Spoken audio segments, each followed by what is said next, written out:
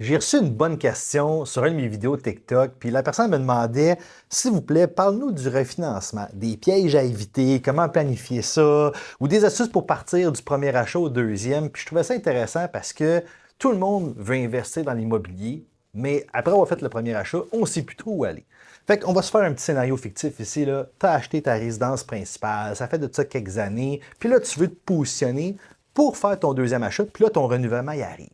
Fait que là, ce que tu dois faire, la première chose, c'est consulter un courtier hypothécaire pour voir un peu quel plan de match bâtir. Parce que ce qui est important, c'est de venir structurer ton refinancement pour venir aider ta préqualification pour ton deuxième acquisition. Fait qu'il y a plein de choses que tu peux venir faire. De un, on va venir dans ton refinancement, si tu n'as pas déjà une marge de crédit hypothécaire, on va venir te mettre une marge de crédit hypothécaire au maximum pour te permettre, dans le fond, d'avoir du levier financier pour ta mise de fonds quand tu vas trouver ton projet.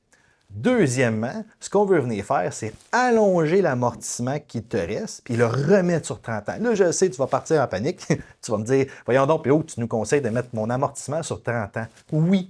Pourquoi?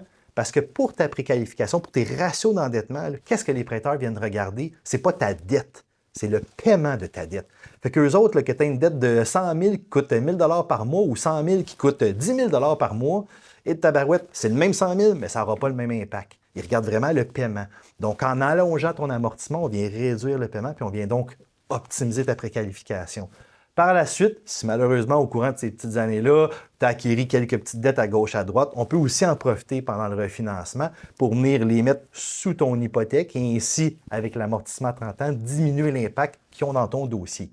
Puis avec un bon plan de match comme ça, une belle structure comme ça, là, tu es capable de te positionner pour ton deuxième acquisition. Et là, ce qui va être important, c'est de bien structurer le deuxième acquisition. Est-ce qu'on vient le financer dans une incorporation au personnel? Parce que oui, contrairement à ce que bien des gens pensent, c'est possible de financer une maison à un 4 logements au résidentiel dans une incorporation. Puis ça, c'est une belle stratégie qu'on utilise. Fait que j'espère que ça répond bien à ta question. Si tu en as d'autres, tu me les laisses en commentaire. Ciao!